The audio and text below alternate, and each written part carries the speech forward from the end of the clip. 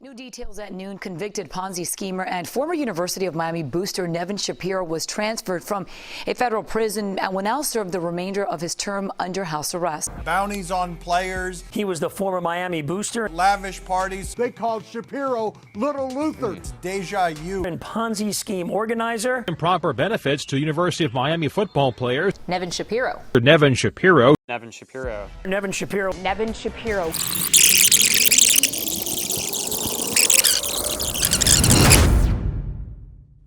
Why would a lion consider the opinion of a sheep?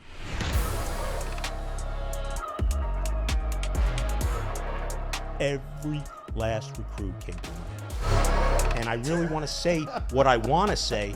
I'm going to tell you a few background stories on Dan Levitt. So if I'm that type of, well, I'm one of the best to ever do it. And I deserve a second chance in life like anyone else. I didn't feel any. University of Miami was broke. To the point they go down. Forget what anyone says. People can blame me, say whatever they want. Listen. Today we have Nevin Shapiro on the show, the former godfather of the NIL. Thank you for allowing us to come to your home. My pleasure. Really grateful for the opportunity to have this conversation with you. I know that there's a lot of things you want to get off your chest, a lot of things you want to talk about, so we want to get into it. So let's do it. Excellent. So I'll start off with the question, since it's only you and I here that are diehard Canes. Unfortunately, we have a Gator and a Florida State. I'll let you pick out whichever one's which. But the question that circulates every year, are we back or what? Yeah, I believe we are. I think finally, I could tell from the way we looked in week one, everyone looks obviously at Cam Ward and the quarterback and how, because that's the sexy position. Of course. But the truth of the matter is our front lines, defense and offense, look great. And I saw, like, every time we ran the ball, we were going for 5 yards every time we ran the ball. Defensively, pressure coming downhill every time. And that's what we really haven't had in forever. Right. I think we are back. I would say our first test, real true test, not that we should have a problem, but the fact that we've lost games like this in the last however many years, when we go on the road to Louisville and then at California, if they handle those two games, they're going undefeated. Yeah, I think Georgia Tech, too, is one game that you should look at in the schedule. But I do agree with you up front. This team reminds me a lot of the 2000, 2001 teams. I was telling my buddy that's a diehard Cane fan, I'm like, Cam Ward is great, amazing, great pickup. But I think up front, this looks like a team that can make a run. And look, I'm a Florida State fan. I revealed it. Yeah, I think they're built. They're built to make a run. Let's see how deep they truly are, though. Yeah, and once they really do get going, it should be on autopilot moving forward in this new day and age. I mean, yeah, Cam Ward's probably been the best quarterback we've had since Dorsey, my opinion. I mean, we've had good quarterbacks, but not to the play of what Cam Ward. I mean, in one game, he's looked better than Brad Kaya, than pretty much anybody we've had in the mixture of the last 12, 15 years. Yeah, he fits the system, and it's a good fit, 100%. What are your thoughts on Mario's the job he's done so far, his coaching ability? Because I have some questions on his game management, but what are your thoughts on Mario overall? Well, first of all, I know Mario very well, and I'm a huge fan of his, and I always have been. Mario is an incredible recruiter. He cut his teeth, obviously, with Greg Schiano at Rutgers. And when you can recruit in Rutgers, which is really a dump of a place, and you can get kids from South Florida to go to Rutgers, that's like selling ice to an Eskimo. Right. And that's incredible. So that was the first sign of what kind of recruiter he was going to be. Obviously, he did his thing at FIU. They were, a horrific squad, and he got them somewhat respectable. And I think he got his real chops at Alabama, sprinkled with a little bit of Miami, along the way. And I think he's a great recruiter as long as he stays away from the offensive side of the ball, where he works on that line, but lets the offense coordinator do his job. Right, and they brought in the new coordinator now. Yeah, Dawson. Dawson, yeah, he looks good. I think it's an excellent fit, and Air raid guy. you know they got it's tailor made for Miami to rebound finally. Yeah. It's been years. it's not only that, it's just it's the times. It's an arms race. Mm-hmm. Who don't want to be in Miami? Right. I don't know. You're 18, 19. Where do you want to play? Sure. You know, the debate's always been that the facilities and that they play not in a campus stadium. That's always been the Yeah, well, let me tell you. I'd play in a garbage truck for $1 million, yeah. right? I Yeah. mean, it's about money now. Yeah, of like, course. I mean, sometimes you take more to go somewhere you don't want to be. Right. It happens all the time with people taking jobs in places they probably prefer not be. Sure. But it comes down Well, to look money. at Cam Ward took $3 million, right, to come to the U. Is Was that- going to go to the NFL. Yeah, I don't know what the exact number Yeah, is. that's what's circulating. I mean, I don't Yeah, know for a I don't- fact, yeah. but they're saying he took $3 million. You know, there's worse things than taking 7 figures and coming to live in Miami. Yep. You know what I mean? Yeah, you can go get 7 figures and be in North Dakota. If I'm 17 or 18 years old, how much is the first question I'm asking is, what's Miami's offer? That's what I'm saying. I think Miami will scare some of these kids, though. Absolutely. Coming out. I think a lot of the pressure that comes with Miami and the actual lifestyle of what kids have to live with in Well, Miami. you know, A I lot of went kids through can't it. handle I went through it when I was in my heyday with the program, and not everyone's built for that city. Of course. And I watched guys, and I won't point them out and blow up their spots, but some guys were extremely talented. A few guys come to mind immediately. And I knew Miami wasn't the place for them. Great ball players. And they ended up doing great and going to the pros and whatever. But the city will eat you up Yep. quick, right? Of course. You know what it is. We're all from here, you know. So I have this question. You know, Yeah. now that we're kind of touching on the NIL and the money in college sports, what are your thoughts on the state of college football, where we're at with the whole NIL thing, and where is it heading? And what do you see the gaps are? And do you see this lasting, basically being, let's call it the Wild Wild West?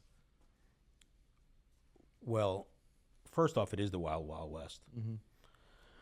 They're going to have to, they being the NCAA or whoever is the overseeing board of trust over this situation, they're going to have to come up with a different solution than what's the current. Because this isn't going to work. I mean, it's just going to be off the rails. So what's the solution? Well, I don't know what the exact solution is, but I can tell you where the problem lies initially, as I see it. Sure. So the conferences, NIL, first of all, NIL has been driven because the states passed the law for NIL to even take place. So the NCAA, to this moment, has given nothing.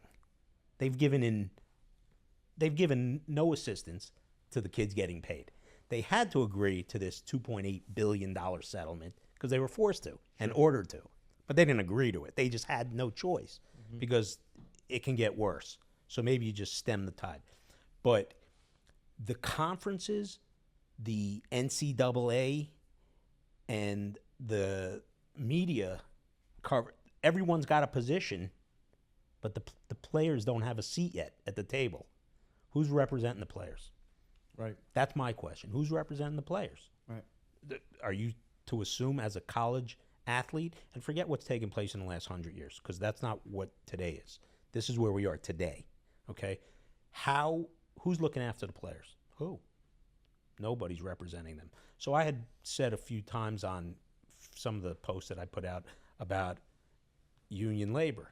Now, of course, it's tricky and there's a lot of other dynamics, but someone who would be running the union would get a massive law firm involved or multiple law firms involved, and they would oversee the players' positions as a representing agent of the players. How else can this work? I don't know. But I was telling this to the NCAA years ago. Let's play hypothetical here. Let's say in a hypothetical world, they put you as commissioner of the NIL. What's your move day one? First move day one? 50-50. Okay. Players 50, universities 50. Universities can split because we're in a different day and age. NBA did the same thing. They're partners. People aren't paying. I mean, are you spending your Saturdays 12 noon to midnight to watch? So what would you say to other schools that have bigger budgets? I mean, would that, I wouldn't say the game, it's not a level playing field. It's definitely not. It's not. You got your 10 big schools that are the powerhouses that have the dough, and then you have the rest. But I think that would cause a huge imbalance in college sports. The imbalance is on its way. Right.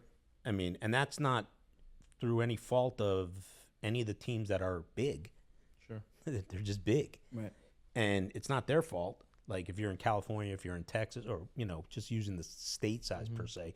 Obviously, Florida, not as big of a state, but huge presence as far as viewership, right? So I see this going to a 2-conference situation. Yeah, I agree with that. smokes. Yeah. And You're starting to see it. Yeah. like Big Ten SEC. the money is so incredible. And, a lot of people, and I'm sure you guys will ask me questions about, the situation that I went through years back. But like, I really fought hard with the NCAA. Like, you better come up with a way to pay these kids, because there's going to be another me running around out there. Right. If there's not, who knows how many. I was just a little bit glorified because I was in the city that promoted that world, right? Yeah, right. So, yeah, it's a Wild West now. Yeah, so what would it look like for Nevin Shapiro being in charge of UM today? Do you think you could compete with the schools like Alabama, the Texas, the LSUs that have that type of deep pockets? I don't think they could compete with me.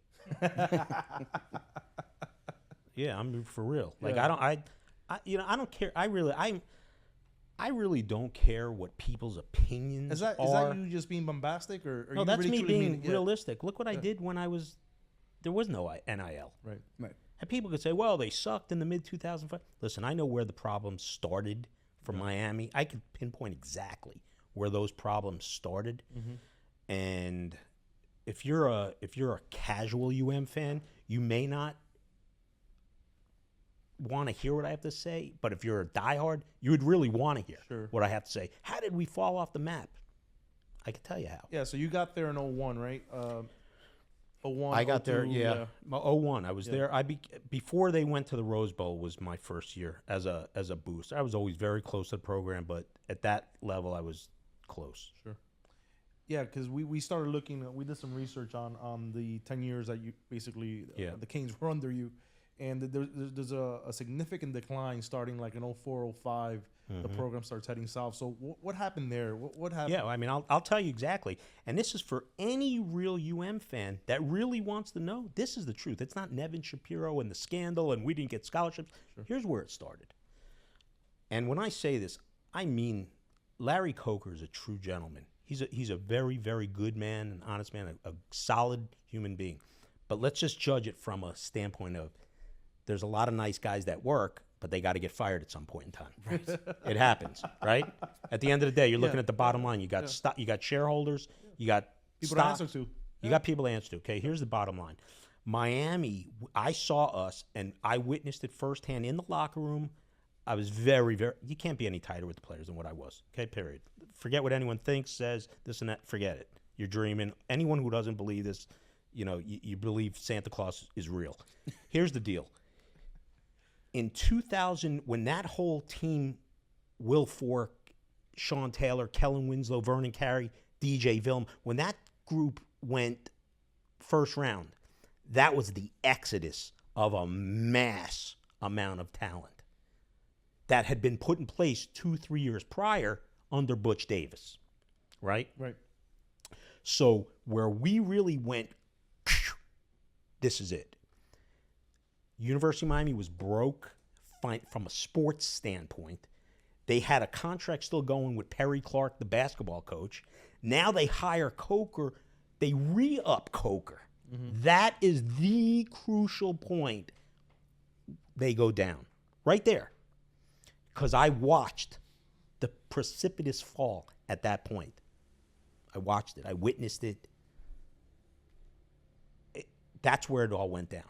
So then they bring Randy Shannon in. Now keep in mind, there was 2005, 6. It was lean.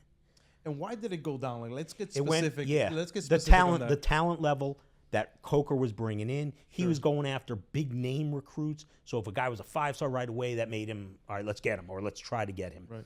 And that's not how it was. Butch Davis was a great evaluator of talent. Mario Cristobal was an assistant, I believe, under that squad, if I'm not mistaken. Shiano was in the program at that time. So there were great talent evaluators.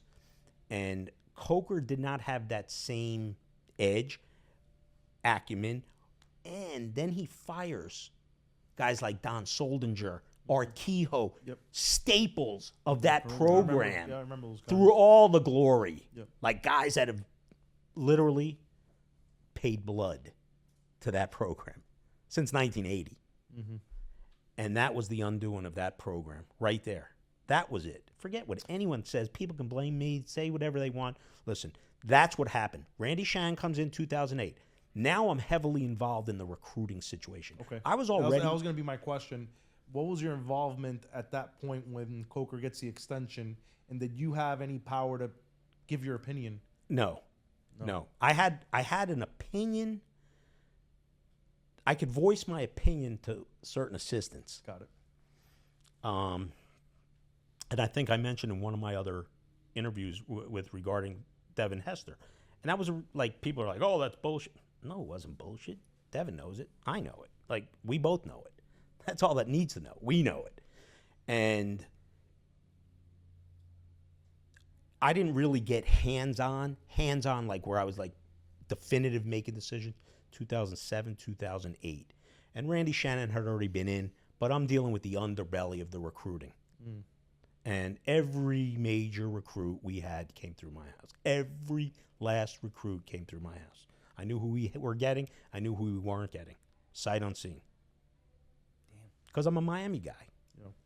And I just know who fits us. Right. You know, it's That's crazy. It is crazy. The downfall of that program, and recruiting matters, right? And the people at the top that are making these decisions matter. And when you have somebody like Coker that doesn't have that type of personality, I can see where it went south on you guys. Let me tell you guys. I'm gonna offer this up. I don't think I've ever shared this. Mm-hmm. So there was a potential coup, attempted coup. You'd have to look up, because I know there's all these trolls out there that fact check. So I don't want to say something because I don't remember because I don't remember exactly where it was in 1979.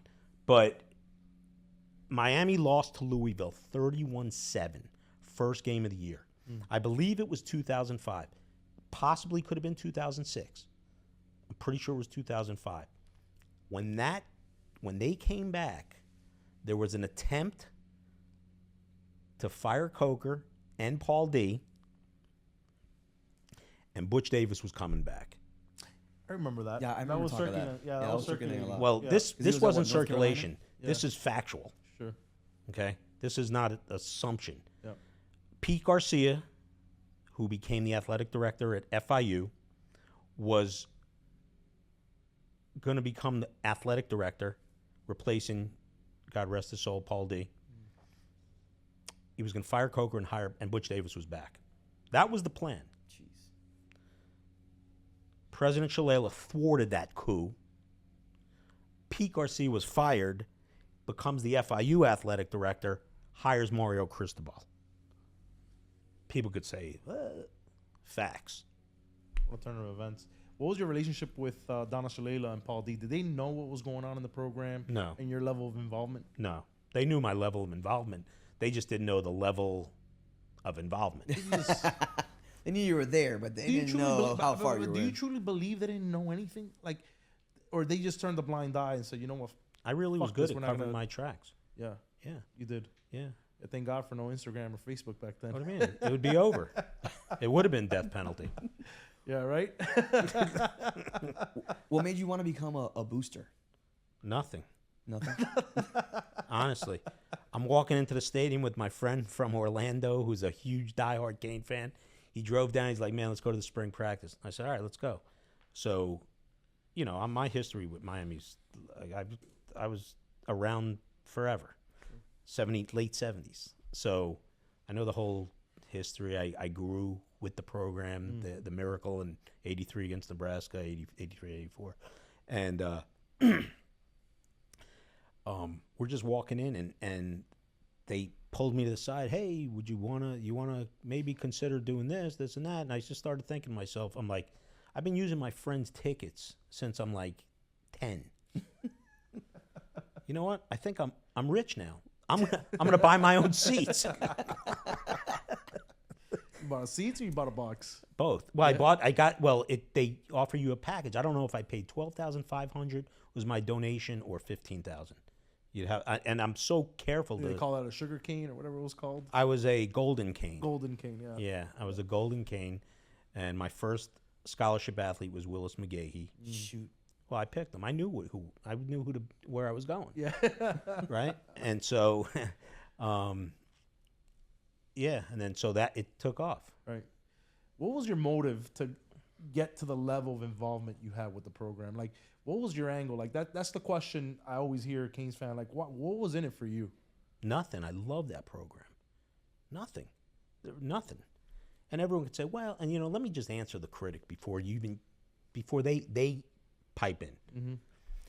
So I was a financial backer behind a sports agency, but that had nothing. That came after I was already involved. I loved that program, and the guy that I was involved with in that was a former GM in the NFL. So my interest was always. Who was that? Michael Hugh. Okay. He was the first. Jacksonville guy. He was the first minority GM hire in the NFL. Mm-hmm. And, I almost wish I didn't get involved in that situation, but I got involved with it for a different reason than what people may think. And it wasn't to make money on players to represent. If I wanted, I could have done that myself. Sure. You know what I mean? Mm-hmm. And a guy like Drew Rosenhaus would have probably he's very successful. He would have had a little bit of a problem if I'm involved now from that. But then I wouldn't have been able to be so hands-on with the program had I become an agent. I was gonna be my follow-up. Yes. Why didn't you become? But that wasn't my call. I was making a lot of money. Like I was very, very successful, contrary to popular belief that I was a fraud my whole life and spending money on players of other people's money. That wasn't. My problem started in 2008 when the banking crisis happened and I became leveraged. So I can't get too much into my case stuff, but I was fine in those days, and that was I just did it for the program. I loved them. That was my passion and my joy. I had two real sports passions: Pittsburgh Steelers and the Miami Hurricanes. And the Hurricanes surpassed Pittsburgh once we became that dynasty that we became in the mid '80s. Right. Mid '80s, yeah. Yeah. So back to because people, they always have this perception that that you truly had a motive, right? And that you were paying players to probably, maybe look cool, whatever the fuck it was. And because that's what I get, I've asked around, and that's kind of like the feedback. So why did you do it? Just because you truly loved the program? Loved the program. There was no, listen, the University of Miami football program cost me millions of dollars. It cost me millions, not my lenders and my business. To me, I had spent, I'm not a victim, but I had spent the money out of my own pocket. I spent millions of dollars on the University of Miami. Forget, he only laid out 100. Listen, come on, let's be real. that's what the donation check is for. Come on, man. Get real, man. Yeah. You know what I mean? Like, it doesn't even deserve a response. Right. You know what I mean? So what would you say to your critics like Billy Corbin, basically has had some opinions on your involvement with the Miami Hurricanes? And I quote, Corbin has described Shapiro as a master manipulator who integrated himself with the Miami Hurricanes football program by providing players with money, gifts, and other benefits. Was like a kid in the candy store when it came to his involvement with the football program, highlighting how Shapiro exploited the athletes' desire for material goods and attention. I have a great answer for that. So if you got time, I'm going to give you a very in-depth response. Absolutely. Go for it. I don't know how the hell Billy Corbin sold that story to ESPN because that was CAC. I didn't speak. I don't know whose version that was, and I don't want to rag on ESPN. You talking about the U Part 2? The U Part 2 documentary. I don't know how he sold that to them. I do know that they said if there's no Shapiro in there, don't even bring it. Right. Because that was the topic at the time. Because the first hour was boring. I remember watching it inside with my friends / inmates / cellmates. And they're like, yo, this shit's terrible. I'm like, well, at least wait for me to show up. And then the second hour it picked up. Right. So I don't know what his opinion is. Now, as far as me ingratiating myself to the players, they ingratiated themselves to me. I didn't need them. I had a 3-ring circus in my own life. Like, you understand? Like, I have 1,000 pictures. The funny thing is, I don't see me on anyone's yacht or house. Right. But I see them in mine. Right. Right. So I ingratiated myself. Yeah. Man, I recruited for the program. If you guys like the athletes you saw in the early 2000s, they didn't just show up. Yeah, some of them showed up because Miami is where they always wanted to be. Sure. But if you think I didn't push guys our way, you're out of your mind. Right. So that whole perception, I would love to do a sit down with any former player, 2001 to 2010, and ask them. Don't ask me, ask them. We would love to do it. Ask them. Absolutely. Wait. And bring the coaching staff. Sure. Are you kidding me? Sure. Man, give me a break. Get the fuck out of here. What are Billy some- Corbin. what are some of the Billy biggest recruits Corbin. you've lost? Billy Corbin's story was so garbage that people think the story's been told. It's never been told. Right. Never. You want my version? Let 50 Cent throw my version of how that U Part 2 went. Yeah, Billy's good at telling other types of stories, but not his own. Apparently. Well, first of all, his name's William Cohen. Oh my God. Let's start there. Okay, it's William Cohen. Okay? He gets very offended when you say that. I don't care. Baruch Hashem. William Cohen. Oh man, did you see when he went to this, City Hall? No. He got in a fight with them. No. Oh, you didn't see that. No. Yes. Well, the guy, I forgot what commissioner it was because basically called him William Cohen and he lost it. Well, you should lose it. No one wants to be told the truth, Right. God forbid. you know? So, I mean, that guy's opinion is zero. To me, it means nothing. Like, listen, I like some of his work. Cocaine Cowboys, the William Sal story. Like, I like some of his work. He's built for Dade County stories. Sure. Right. And it would have only made sense to really, if he didn't think too much of me, why did he try to reach out to me 100 times before he did that documentary? Mm-hmm. Since you've been out, has he tried to reach back out to No, you? I reached out to him actually while I was inside. He had spoken with my dad, and I sent him some stuff. And you talk about ingratiating and clout chasing. He posted the package I sent him from prison on his Twitter. Jesus. Interesting. I mean, he's a groupie, man. If he wants my autograph, I'd take a picture with him and whatever he wants. So, piggybacking off of that, what are your thoughts on Levitard? He's made some comments as well. Yeah, well, that's funny. Dan Le Batard turned in the University of Miami on Pell Grants in the mid-'90s, his university. I watched Dan Le Batard, and I'm going to tell you a few background stories on Dan Le Batard. But let me give you one statement real quick. That guy's getting bigger and bigger, his face. I'm assuming he hasn't seen his balls in 10 years by himself. That's just my opinion. That guy's face is getting so fat, I can't even look at his face. But, all right, that being said, Stu Gotts, his partner in crime, used to call me when he was doing a show with my friend Anthony Markovsky. They rented time on an AM channel. I think it was 940, 790. I don't remember which one.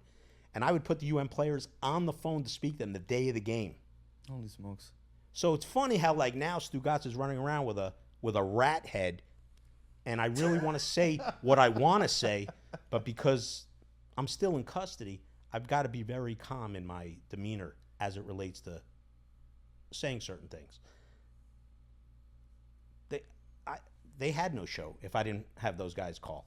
Right. They had a game in a few hours, and I was putting them on the phone live. Getting back to Le Batard, he calls me a clown. Let me just tell you something. If I was a thief and I was a criminal, as I had to plead for, which is another story I can't really get into right here, inevitably that's going to all come out. Called you a jock sniffer, by the way. Yeah, okay, jock sniffer. Listen, I was getting my jock sniffed by these players. I told you already. Yeah. I didn't see one picture of me on someone's yacht. Jock sniffer? I would go to a UM team banquet. I'm not even going to mention the guys' names. I don't want to blow them. There's no need. I love the UM guys. Like, whatever. That was a bad situation, and I'll get into that too. Sure. But every guy was running up to me. Yo, here's my number. Can I get your number? I didn't need to ask anybody for anything. I had my own world. For him to call me a clown, if in fact I really was a criminal, clowns don't touch billions. Right. You understand what I'm saying? So if I'm like that type of criminal, well, I'm one of the best to ever do it, if I am. Clowns don't touch billions. Clowns aren't wired where they're running the city behind the scenes, certain parts of the city. This is a clown. Dan Le Batard's ex-girlfriend at the time was getting fucked on my yacht by the chief of police while he was seeing her, while Le Batard was dating her. Now, I'm not going to put the girl's name out there. She was a media girl. Oh my God. Sports media. We could piece that one together. Okay. Well, you can. Oh boy. That's what a clown is, when your girl's running around getting banged on another. During that excursion, one of the UM players was on my yacht because they all used to just run to my yacht because they knew where the key was. And I didn't sleep on my yacht. Sure. And while the chief was banging Le Batard's chick, there was a UM player banging a Heat dancer on the yacht. Oh God. How wild were those yacht parties? Run me through like just one day out there on the water. Give us the peak. Give us the peak. Yeah. Nevin Shapiro days. Yeah. We're freaking just. Yeah. You know, you want me to tell you honestly, and I don't want to come off in a manner of like bragging about it. Just brag. Who I cares? just think you should ask one of the former players to tell you a story. It just would sound so much better. Right. And coming from you. It just would. It would just sound better. Yeah, but none of them are going to admit that now. You know, none listen, of them. it's all, listen, they all everybody got looks at it families different. now. Everyone's gotten older, and, you know, it doesn't matter. You know what I mean? It was a lot of fun, and it cost me a lot of money. It wasn't the best situation for me overall. Right. Like, you know how much money it cost to pull a condom out of a boat toilet? I mean, I can't say that I've had that problem. Yeah. But I I mean, it was like imagine $900 to unscrew the thing, and all you see are balloons floating away in the water. Man, it's terrible.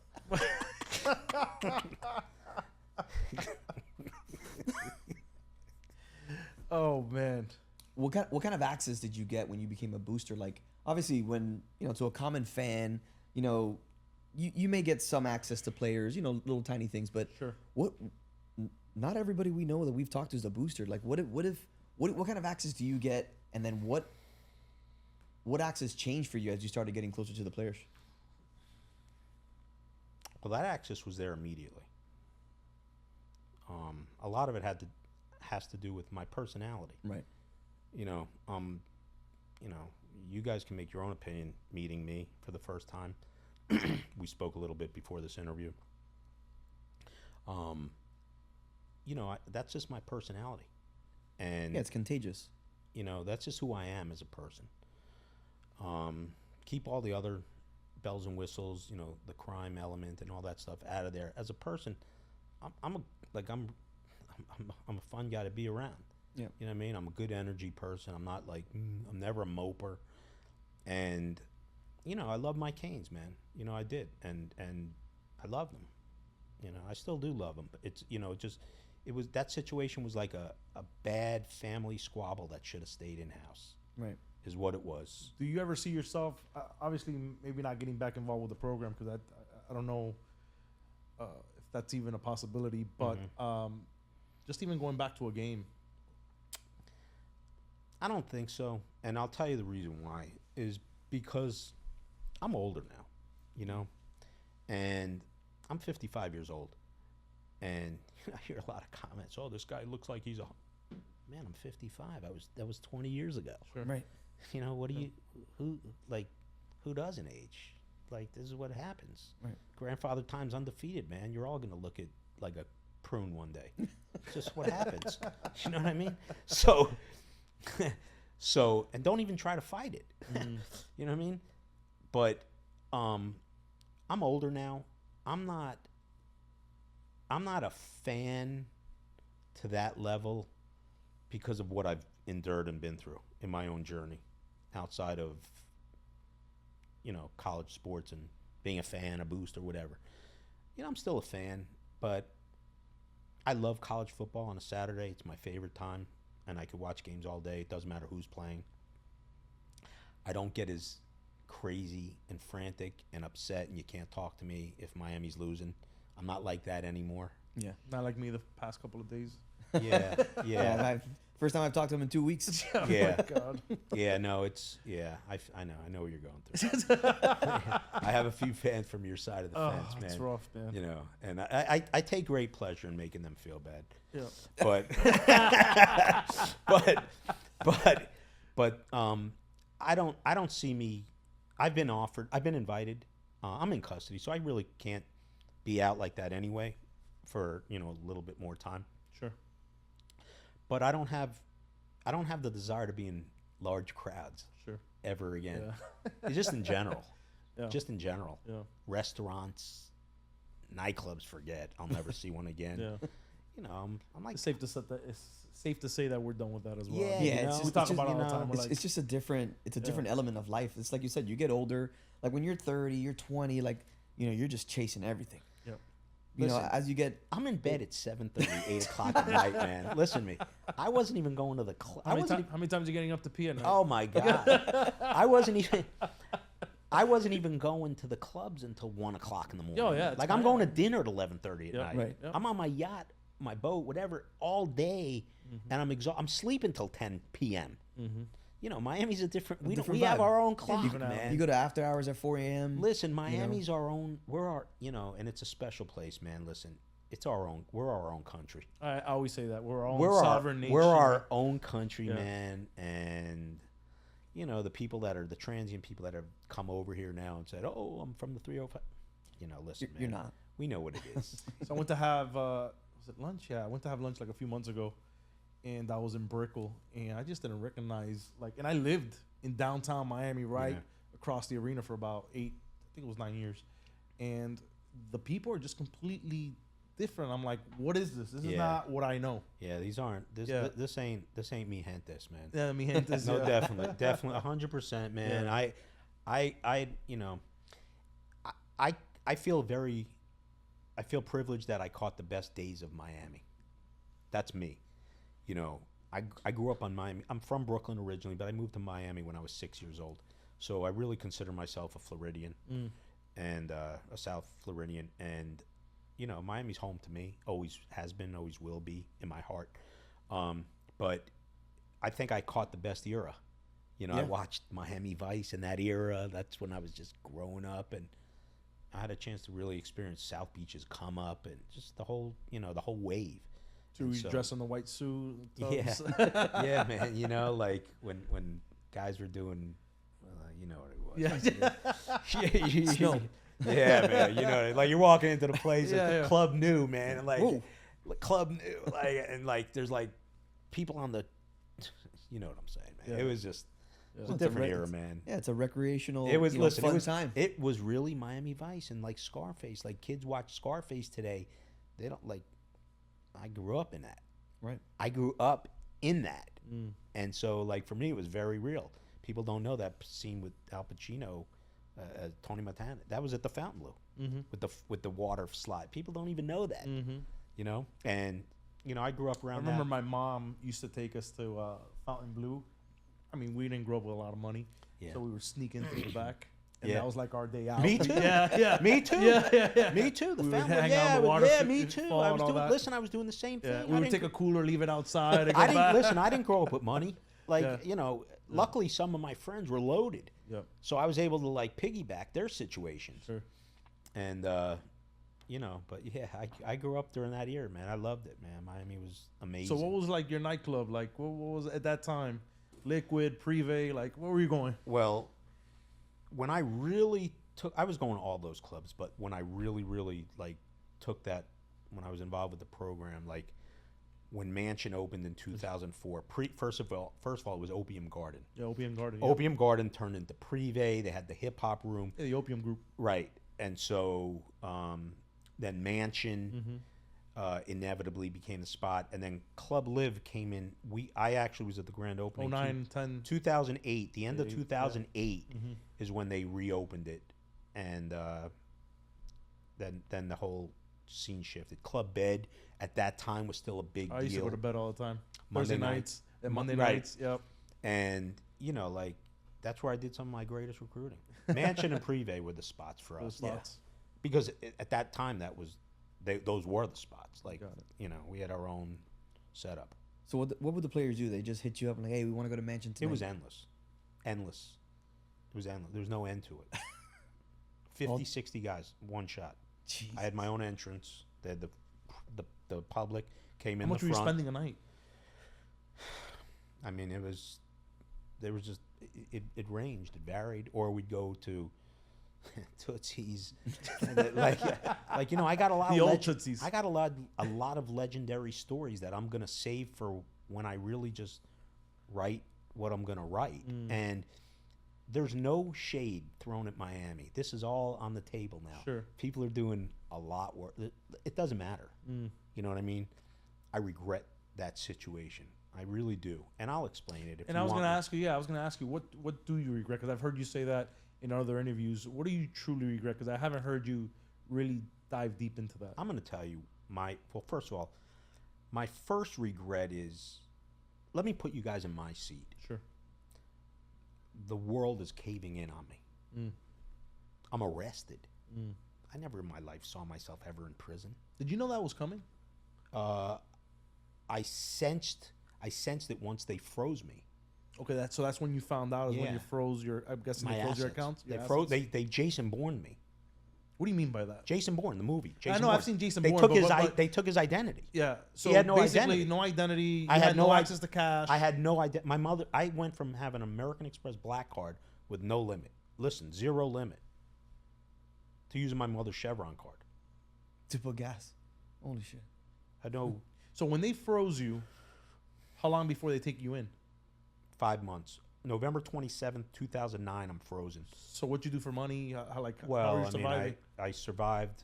Just I had certain cash, and man, it was brutal, man. It was really brutal because now I'm under the scrutiny of a trustee. Sure. So that in itself was probably the worst 5 months of my life. Worse than anything I did in prison. Worse than anything. Yeah, because like, what's the mindset there? Like, what It's do you? the unknown, The mindset. right? Yeah, what are you doing at that point? I cannot like, you're even tell scrambling you. around? I can't even tell you. Were you sleeping? Like No, not at all. I was down to about 141 pounds. I weigh now 167. okay. Right. My fighting weight was about 156. So I was about 15 pounds underweight. I looked undernourished. It was terrible, man. It was terrible. I was frozen, and the thing is, I still had real estate, a massive real estate portfolio. I couldn't maneuver. I had no bank account. I was done. So people say, oh, listen, I could have come all the way out of this. And that's a lot behind the story of my crime, which I can't evolve into. I would love to. But inevitably, everyone's going to see it. And when people say, oh, I don't believe, I don't care what they believe. There's 10 people in this world. What I showed you guys off the record, Yeah. 10 people have seen.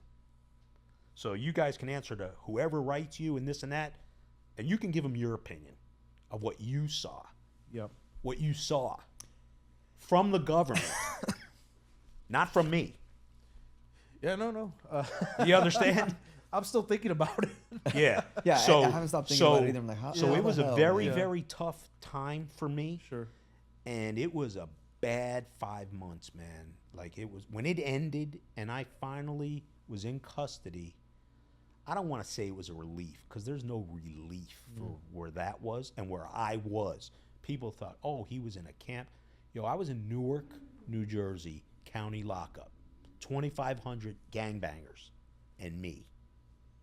Okay? The real shit. So fuck what you heard and what you think you heard or what you think you know. Forget all that. Goon Central. For real. Do you remember the first day you were incarcerated? Like, Yeah. What were you thinking that day? Like, Well, I'm going to give you a great story. So Sure. let me give you some levity.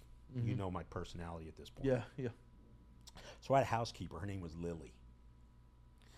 So I'm in a room, I'm in a cell, and I'm bunking up with a shot caller at a particular gang. And they pop the locks. 6 a.m. And I'm like, he's like, yo, you got to clean the room. And I'm like, he's like, yo, he's shaking my bed. You got to clean the room. I go, Lily. Out of habit.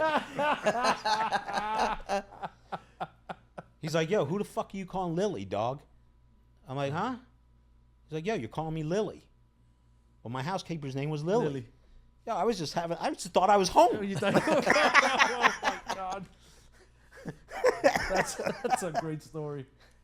How do you mentally deal with the change in lifestyle from like we're on a yacht with chicks and floating condoms and all this shit to just fuck, I'm in a bed with this shot caller in their cell? Like, how do you mentally get through that portion of a day or a life, or once you realize like fuck, I'm not going anywhere? Like, how do you mentally deal with that? I mean, I could take you guys to probably the lowest point, top 2 lowest points of my whole journey, just to give you guys an understanding and let your viewers see what it's like or try to imagine it. Right. I mean, I'm supposed to go to Miami to do my time, and the Miami story drops. So I become a security risk in Miami. So I never see Miami. So that didn't happen, that story, coincidentally. Okay? And I end up leaving the detention center. The holding places inside are Atlanta and Oklahoma. That's like transit. Right. And I get on a bus to go to Oakdale, Louisiana in the middle of the night. And I'm on a bus with a fresh 17 and a half years left to serve, with a mixed convoy of different racial backgrounds, chained up on a bus for a 14-hour drive. Can't imagine. And I'm wondering, who's fucking my girl? Are my parents alive? Right. Do they know where I am? Do I know where I am? It's terrible. And to answer your question, God. What else? Yeah. I don't know. My mental strength. What's your level of faith now? Amazing. Going through this. Amazing. I'm spiritually connected. I didn't just all of a sudden find God. I always believed in it. But now I take my prayers very serious. I pray every day. I observe the Sabbath, on Friday sundown till Saturday sundown. The TV's on already for me, so I can watch my games. I don't touch any electric. I mean, I'm observant, and it's helped me get through. And it reached. I'm really a much better person today than I was before, and not because of the financial stuff and all this. And I'm just a better person today. My redemption means a lot to me, and I'm going to clear my name best I can. A lot of people got affected and hurt in my case, and I take a lot of responsibility, because at the end of the day, I was responsible. But the story's not really what it's purported to be. I don't care what anyone says. You guys have seen a little bit. And inevitably, my truth is going to be known. And I deserve a second chance in life like anyone else does. I didn't kill anybody and take a human life. People got affected and they were hurt very bad. And I've done my part to make that right best I can with how I've been allowed to even do it. Because that's another story. Like, I've sort of been, like, denied the chance to really help. Can you dive deeper into that? I can't really, and I'd love to for you. But let's just say that sometimes when you plead guilty, that doesn't mean you're guilty. And people say, "Oh yeah, every criminal is innocent." No, listen. There's extenuating circumstances, and if you're not sure about that, you just look at Mark Meadows, who was the chief of staff for Donald Trump, and what happened last night. And I know you're a political guy, Yep. and you do a lot of political stuff. Yep. So let me just put this out for you, and I'm not getting into the Trump-Kamala Harris situation. I have a very strong opinion on where I think it should. Well, we the brought vote you should the go. you Trump hat. Well, listen. If I had a vote, right? If I had a vote, Yeah. you know, whatever. I'm not going to tell you where I'm leaning, but I think you have an idea. Yeah. So, but Mark Meadows, that's a perfect example about what the feds are capable of doing. Sure. Right? It just is. He's the chief of staff, but he's talking about, because he has no choice, but he got immunity. So Right. now he can just speak freely. There's always an answer. There's always enough pressure where something's going to pop. Mm-hmm. If you put enough pressure on a balloon, Sure. Absolutely. you know, and so without me getting into my case, and I really would love to Yeah, sure. answer Andy Yep. much deeper, I'm not privy What to would do you so. say to your victims? I feel terrible. I genuinely feel terrible. They deserved a better fate than putting their trust in me. I can't say that I was directly the reason, but I got to own it Yeah, of course. for what happened and how that happened. But there's extenuating circumstances in that situation that are inevitably going to come out, and I really, because of my custody level, can't really say what I want to say. Got it. But the story hasn't been told. What would I say? I've recovered every dollar, every single dollar of that money. I've recovered because the number wasn't accurate to begin with. And that's going to be after the fact what happens. Did they get the money back? Not according to my restitution. Got it. Interesting. Yeah. And I really can't elaborate on that Mm-hmm. for obvious reasons, Yeah. of which I've shared with you off record. Off record. And I'd love to. Sure. I mean, I'd love to. You wouldn't have to ask me. I'd just tell you. So when is the part that, see, because a lot of University of Miami Canes fans have this perception that you ratted out the University of Miami with the NCAA.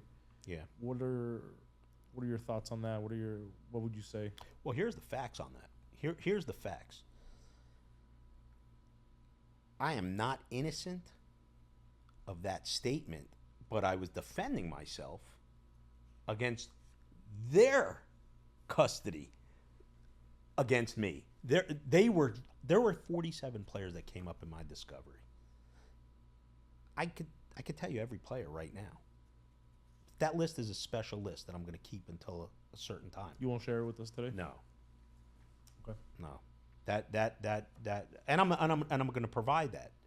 So those 47 players, just so the audience understands, were willing to testify against you. Now, let me say the answer is yes. Okay. But let me just tell you this: the feds, when they go after you, they're going to line up in the case that you're going to go to trial. They come up, they're going to find every angle to strengthen their position. Of course. To say don't go to trial, and really that's why people don't go to trial. You can't beat them Against the feds, yeah. You can't beat them. Can't beat them, yeah. Okay, you might as well say 100% chance that you're done. getting beat. Yeah. Yeah. I don't care if it says 98. It's 100. You're done. Okay. So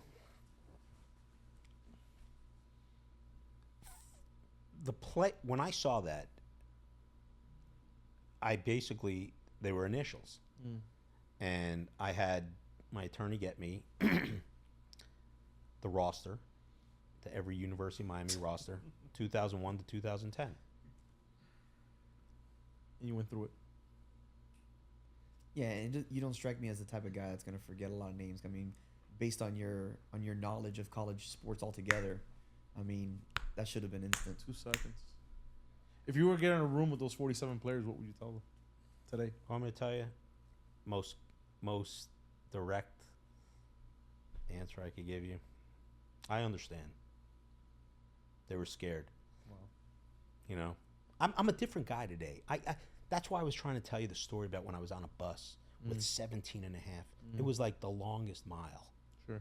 So today you understand, but back then when I couldn't when you see. saw, All I saw was red. and if you would have gotten in a room with those 47 players at that time, It would have. It just. what would have happened, or what would you have said to them? It wouldn't have gone well. Right.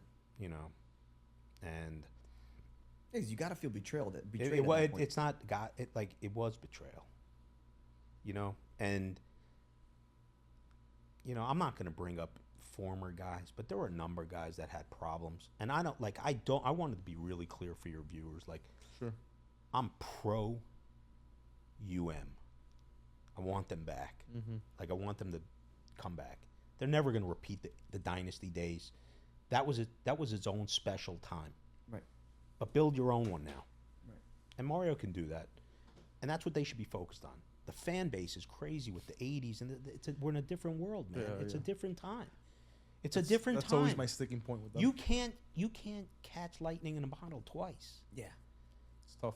You know what I mean? Like, man, it's over. Like, that happened. They can still do great. They can win 5, 6, 7, 8 times.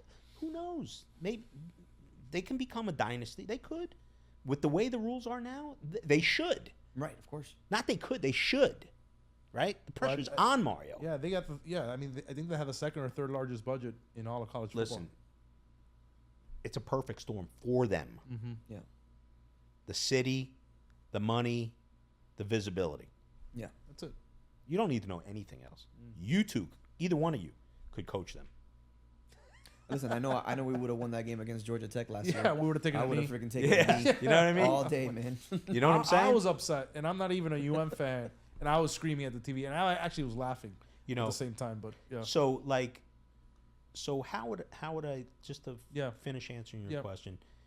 It was betrayal, and I understand now. Yeah. You know, I have a much more mature response today than I did. Yeah, there were 12. 21, 22, 23-year-old kids. I have a much different response. Imagine today. getting No, interrogated. listen. You're about to become a millionaire. You're scared to death. Yeah, you're I mean, scared. I Yeah. know guys that listen. I do want to answer this thing though Sure. about the rat and the snitch and all that Yeah. stuff. Yeah. Well, I was going to give you the quote that the question that I was going to say was, do you think by telling the NCAA that, hey, there could the possibility of guys like me around the game, do you think I'm the only one? Do you think is that something players could have perceived as snitching, like maybe from other schools or something like that? No, because it's well known what was going on. Of course. I mean, I could tell a million stories on what I know from the basketball side of things. Right. The football side was minimum wage. You know what I mean? Of course. Can you dive into that? Yeah, I'll jump all the way into the pool for you. 300,000 was the going rate for a 5-star and a college basketball player. Period. Did you have anyone? I was involved in one situation, where I didn't exchange money, but I basically said, "You better do something." This guy ended up becoming the #1 pick in the entire NBA draft, for the record. I'm not going to mention his name. So now I Can gotta you give go me the back. year? Lazo, Google. Yeah, and He would have been he was the first pick. first pick. Yeah, Where do you go to school? 300,000, That was the going rate. and that's only the number I knew of. So obviously, we're not privy to that type of stuff, but like when something gets negotiated like that, how do things get paid? You're in such Because it's not like you can just you're cut in a check. such a woven web at this point in time with where it is now. High school and Oh, that's another thing. Oh yeah, we touched that. Yeah, we touched Listen, on that. listen. Yeah. Where it is now, I don't see how this stuff doesn't get. Going back to your early question, Sure. I don't know how this stuff doesn't get regulated. It has to. I don't know how. Well, And- now and- the universities or these NIL companies or whatever, they're going to get involved with these high schools. Well, they're the ones that are going to fund it, Let right? me go one step beyond where you're at. Okay. What's become the biggest movement in the last 8 years? Black Lives Matter. No, just kidding. Yeah. I've already been canceled. I can't get canceled twice. Can you get canceled twice? No, I don't know. You know what I mean? I know we get shadow banned sometimes for some content. yeah, That's yeah. about it. Yeah. The biggest movement is gambling, is legal. Oh yeah. God, Oh yeah. yeah. 100%. Look what the Hard Rock's doing. They just cornerstoned that. Do you think college sports is not getting closer to that situation? Like to have their own type of No. People crossing lines. right. Do you not see that coming? Of course. Of course. It's too prevalent. There's too much money. NIL will give you there's a million reasons. I knew when gambling got passed, it would become the new movement for the feds Shit. that drugs used to be. Right. Because now you got taxes, money laundering, evasion. Yeah, all types of things. You have a field day. Field day. People think it's like, like buying sweet and lows at the shopping mall. Right. Yeah, it's a field day. So, and I'm just pointing out what the reality is. Right. I'm not like bringing a curse or a jinx, but think, there's big money out there. Yeah. So if you don't think the NFL is intertwined into Las Vegas, like turn on ESPN or any one of your channels, and you're seeing the lines coming, do you think that's by accident? Right. Of course. I mean, you take a look at them on every app, and it's like, oh, It's insane. what are the odds that the Chiefs are not going to score how 38 and they so score how 36? how does that not roll into collegiate athletes? Right. Well, I think another thing too to kind of think about is like you get these guys that are coming into these programs where now you're paying them tons of money. How much harder are they to develop? How much more corruptible are they because you're paying them a ton of money? There are so many. There's so many loopholes, like really, and I don't mean this with like any in a gangster or criminality type way, but like if I wanted to really, I could have pulled the wool over the NCAA's eyes, Right. for the next 20 years had I not gone away from my own situation. And people think I went away because of the University of Miami. It had nothing to do with that. It had to do with $1 billion. A lot of people think that. Yeah, The younger generation think yeah. that. A ton of people think that you've gone away for not only them, extorting the school. Not only them. Guys inside. They thought the same thing, Yeah. right? Yeah. Like, so they considered me legendary for that. The real legends, the money. Right. Right. But it's crazy what people believe. Like I can't tell you how many like messages I get about the assumption that was what I did. Like that's the reason I went away. That happened after I was sentenced. I was already walking the plank. You know what I mean? So, but they've got to get this NCAA under control because it's reckless.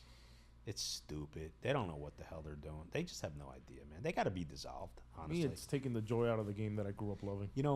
I'm in agreement with you, Andy. Yeah. And I said this on one of the other interviews I'd done. It sounds funny coming from me. Yeah.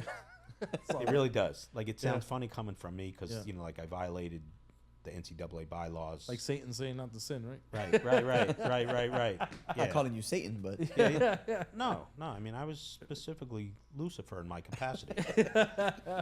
but it's not. It's just not a. It's just not a. The game is. It's like it's filthy now, man. It's just polluted, man. Like you said earlier, it's become big school heavy, and I don't know how these teams that don't have that kind of money can compete. For me, it goes to a deeper level, right? It's teaching these kids, and I just feel like these kids nowadays are just a bunch of softies, for not using a better word. You're right. And they're not learning how to fight for a position at their school. So if they don't get their way, No doubt. they're leaving, right? Right. And that translates to the rest. That's going to translate to the rest of their lives, and I get scared of what our future is going to You look like. With these, are spot on, man. Yeah. Listen, what always made those, and I'm just focusing on Miami. Sure. And I know you're a Florida State guy, and they were. The truth of the matter is, we were always, it was always 1A, 1B with those guys. We always ran lockstep with one another. There was always big respect between Miami and Florida 100%. State. We just hate Florida together, right? That's right. That's the one thing we definitely agree. Yeah. Those are bougie dudes over there, Yeah. and that's how we feel, right? Yeah. So there's always been a respect factor. It's really like brotherly. Yeah, it's like a big brother. It's a brotherly love combat, right, with those guys. Yeah. And so I absolutely agree. What made those Miami teams and those Florida State teams even so great back in those days was losing a position and having that competition. And so Mario, and I watch everything Mario says. I'm a diehard still. I know what's going on inside out, who they're recruiting, what's going on. I'm really dialed into that. And I still speak with a lot of former guys. The competition spooks guys now. Oh yeah, I'm out of here. yeah. But that's what made us great. Of course. Great. Man, Frank Gore was third team. Exactly. McGahee was a fullback for Clinton Portis in the Rose Bowl. I mean, look, Florida State had Randy Moss. He sat on the freaking bench. And I remember that. You remember that, right? Yeah, I do. Florida He was had there for 1 year. Florida had Man, I Cam remember. Newton. And like, your point's right. And we're just the transfer portal is stupid. God. I mean, it's just stupid. They should put a man. limit to it at least. They don't know what they're doing. These people. The NCAA. Like, I have no Destroying the love. game. I really have no love for them, man. And I watched firsthand. And people can comment, "Oh, how could you let this guy talk?" Listen, why wouldn't you want me to talk? Yeah. I've seen shit people will never fucking see ever. In every capacity in my life. Right. And I think that's the problem that's going on in this country is that we don't want to have conversations with people we don't agree with. And it's a big problem, right? Like, we need to hear all sides on whatever the situation is, just so we can move this thing forward, because we have become so tribal in our positions. Oh, listen. That's society in general. Yeah, it's society. That's where we That's are. what I'm talking about, yeah. Look at our Yeah. politics. Yeah. I mean, that tells you everything. Yep. Like, you're a better man than me for delving into that as a conversation piece Sure. regularly. Sure. I can't even turn on the TV. Well, it really bothered me during COVID, seeing what was going on with the media, and I kind of got suckered into it. And this is why Beyond the Narrative started, right? Because I wanted to dive into issues beyond what the media was portraying out there. And this is why when I saw you on Mo's podcast, I'm like, I want to talk to him. Like, I want to get his story. Why wouldn't you? Yeah. You know I what want to Like, go beyond why whatever I wouldn't you? read, the Sports Illustrated, article, all that stuff. I wanted to get beyond that, right? And that's why the show's called Beyond the Narrative, right? Where we sit down with people and have conversations, and we'll let the audience make their opinion, right?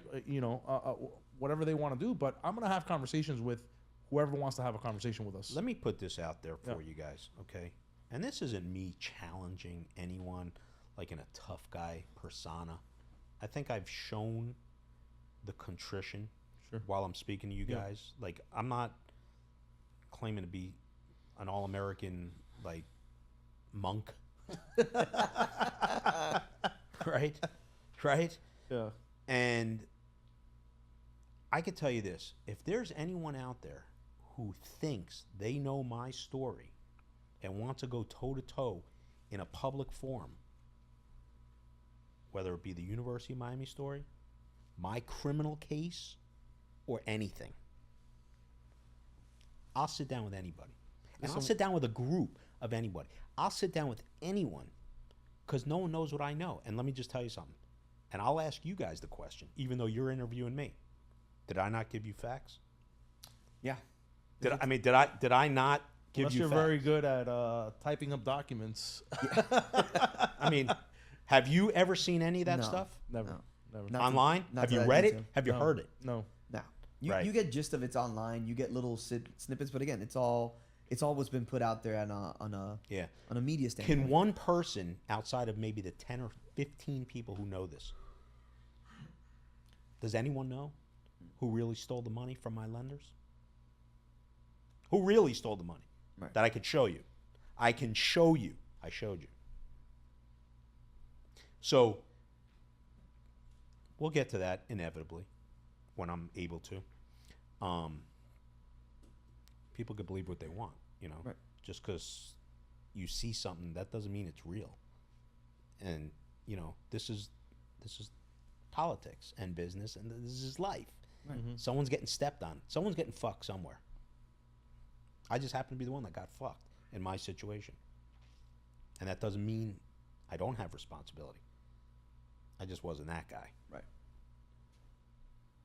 How do you you ever think the media or anything you've read on yourself, you ever think they just portray you as a villain? Oh, I don't think they do. You know they do. Why? I mean, obviously, again, I earned it. okay. I mean, you know, this guy stole $930 million.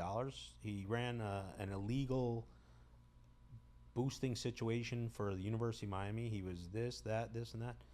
Man, I'm really a sharp guy if I did all that myself. Yeah, because you're talking about one-man operation. Like, nobody else went down with you, no? Therein lies your answer for am I a rat? Right. I looked down on everyone. Yeah. They were all looking up. I took the fall. It's all right. It is what it is. Some guys are built for that. I'm built for it. God knew I could handle it. I handled it. I walked down 20. I got 18 months left. 19 months, whatever. 650 days. Something like that. So what's next for you after those 650 Man, days? everything. Yeah. Yeah. What do you see yourself doing? Like, what do you envision? Everything. Everything. My life story, my books, everything. Movie, series, books, lecturing universities. I've given about 17, 18 lectures maybe to this point on Zooms. You talk a little bit about that? Yeah. Yeah. I mean, I've given 4 different universities, 1 law school. It started a few months after I got home, and it's on ethics and compliance in some cases because I violated them so horrifically, so I can really speak on it. You know, I know the ins and outs and the pitfalls, and I you know, listen, my story's a tragic story, but it can be used for good for a lot of people. You know, there's a lot to be learned from my situation. It can happen to anybody. Yeah. And taxation, that part of the class, that class I've spoken, forensic auditing, like I have a lot to say about a lot of things. The best part for me though is really for me is the Q&As I do with the students. And I speak, like you guys already know me at this point. Is there a question I won't answer unless I really just can't? Right. Because I'm not at liberty to by law. Right. I love those because I see the students. I'm looking at their faces and they're just blown away. And I wish I could listen to someone like me speak if I was in that seat coming up. Yeah, because you're very detailed. I don't think there's been anything that we've either spoken on the phone or here in person today. You're very detail oriented, and I think I mentioned that to you when we were talking. Like the level of detail that you're able to remember things. Yeah. And not just with us. Well, and I'm saying Because of the research that we've done. Yeah. I mean, we went hard because we spoke last Friday. Yeah. About doing this, so we had a short amount of time to really truly prepare for this. From where we're sitting, everything's corroborating what you're saying. Yeah. Listen, the NCAA walked into a room to sit down with me, and they said, "Well, don't you need your files?" No. I had one piece of paper in front of me.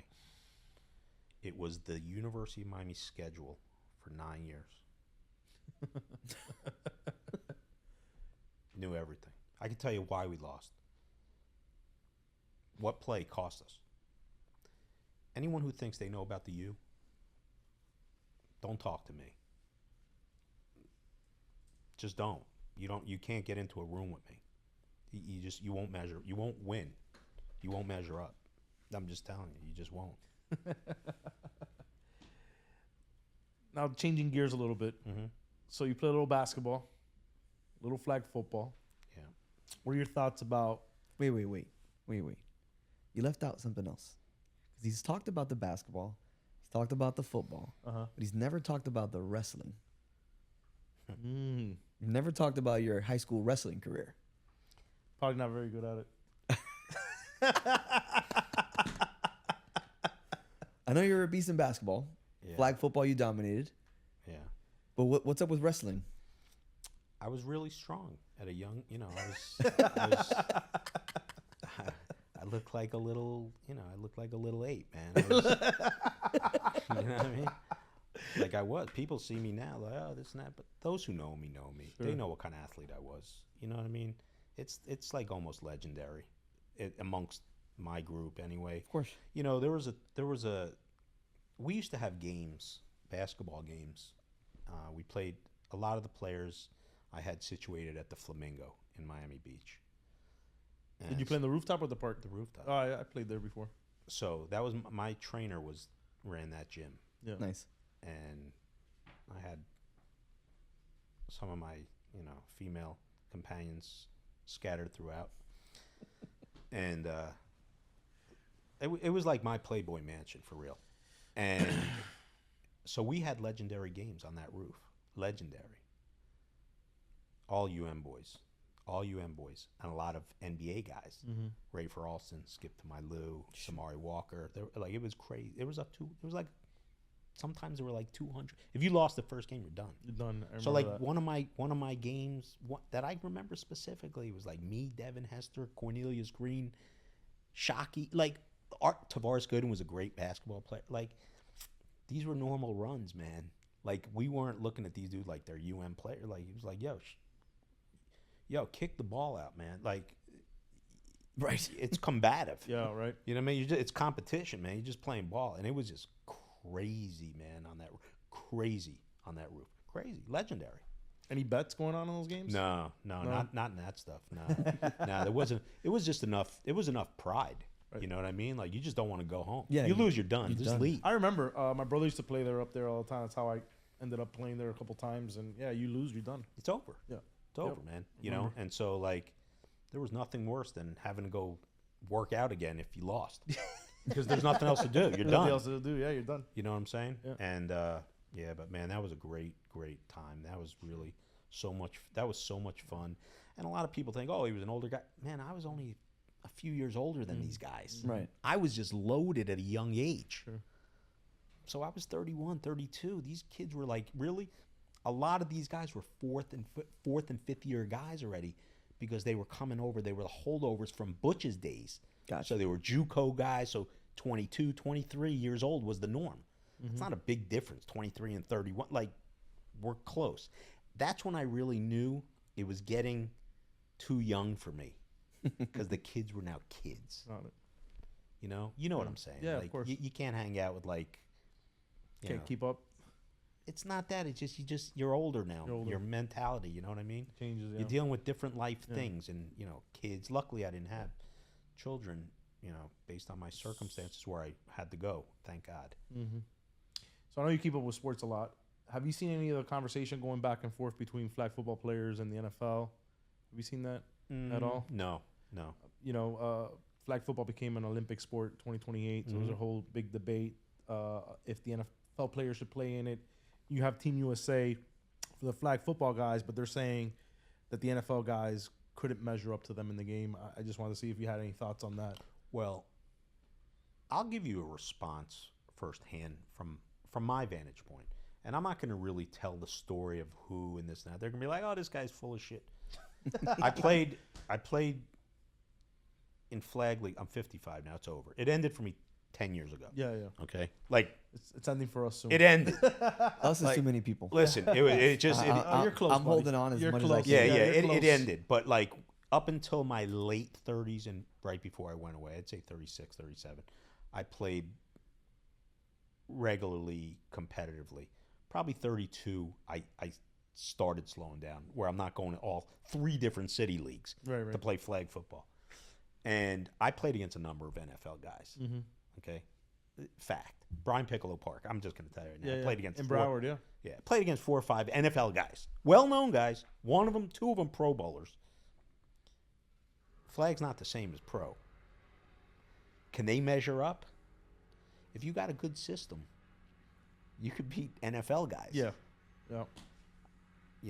And I can tell you this. I did have 3 former UM players. One who's in the Hall of Fame, two who aren't, that played with me on my flag team. Same game. Sure. Same game. Yeah. And people, oh, he's full of shit.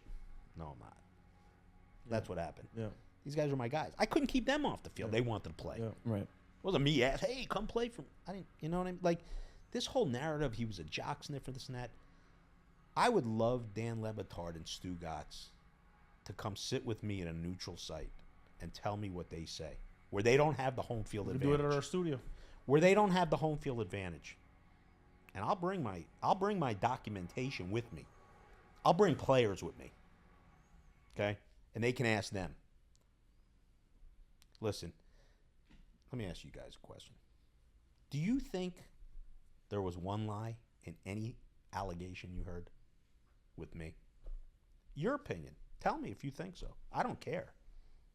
I mean, based on what you've showed us, I'd have to say that what people read and what you have is two totally different stories. Correct. Two totally different Yeah, stories. I would say the same. And what people perceive of who you are versus who you are is a total different perception of what a media post or a photo or an Instagram can actually show. Or of reality. Of reality. Yeah. That's a personal opinion, and that's in the week that we've communicated. Mm-hmm. Yeah, and that's how I was even before I went away. So the people that really, really know me, they love me. And the people that don't know me like that, they hate me, and I don't blame them. Right. The stuff I've read about myself, I hate that guy too. He's a dick. He's an asshole. Fuck that guy, man. I hope he fucking drops dead. Right. I don't blame him. Right. You know? How do you get past 930 million people's eyes? Yeah. How? If I go to trial, 930 million, he's guilty. Yeah, but he's guilty. Right? You think the allegations damaged the reputation of Miami?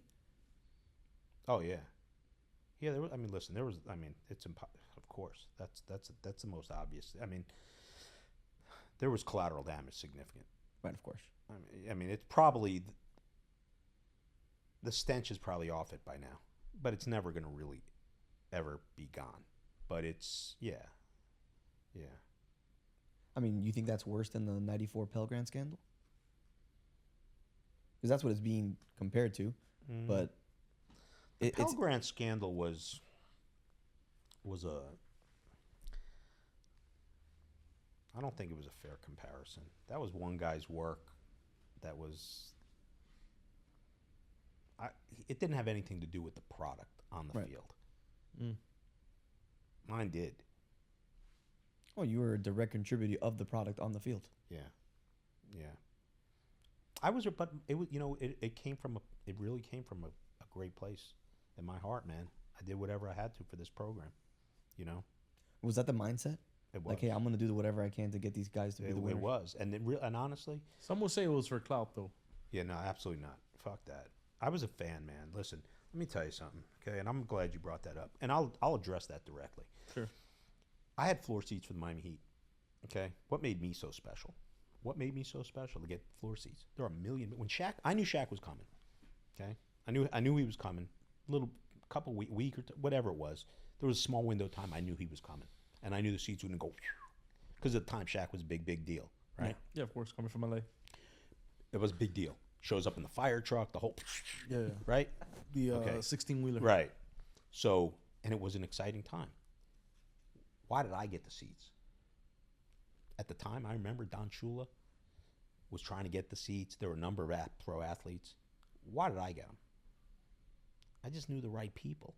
Right. And I got put in there. It wasn't because I had the most money. There were guys that had more money than me. I knew the right people.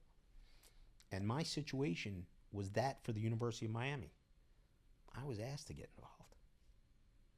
I didn't try to start recruiting players. I was asked to. And how does that go down? Like, you guys have a coaches meeting, like, get Nevin on it, or The players, it's like an indirect way. I would really love to share with you guys so much. I just don't want to, bore your listeners, even though it wouldn't be, Right. and B, this isn't the platform probably to lay all that out. Sure. Of course. But if you know how I became so entrenched with those players, the coaches learned from them Right. what was going on. And that is how they came for me. Listen, there was no clout chasing. I knew guys that were much bigger than those Miami guys in my life. And I could give you a whole list of names if I was chasing clout. I was the clout. Right. I keep telling you guys, I was the clout. They were chasing clout. Just because they're in the Hall of Fame now, they weren't in the Hall of Fame then. Of course, sure. So you mentioned Shaq. What's your relationship with him? Because I've seen different. You guys had a friendship. Shaq and I had a relationship before I went away, and there's we don't have any involvement at this point in time. Do you think that we're being Maybe. rekindled? Maybe, I don't know. I'm not looking for it. It's not something that's on my bucket list. If it happens, it'll happen organically, but it's not something I think about at all. I'm really content. Yeah. I was gonna say you seem pretty content with not so much leaving the program, but leaving that type of lifestyle behind. Just like, I did it, I lived it, I'm done with it. Let me tell you guys something. I've been called a lot of bad names, and I've been called a lot of great names. It's very one-sided as far as the South Florida fan base, for obvious reason. Of course. And if the shoe fits, wear it. It's okay. But I get a lot of love nationally. A lot. Thousands of DMs. A lot. Guys, people, you would be shocked if I showed you, and I wish. So we had that conversation. Yeah, I was gonna we say, had that it was conversation wild. earlier. We had that conversation. Right. And I'd be happy to show you. Did I not give you my phone? Yeah, you did. Did I give you my phone? Yeah. Okay.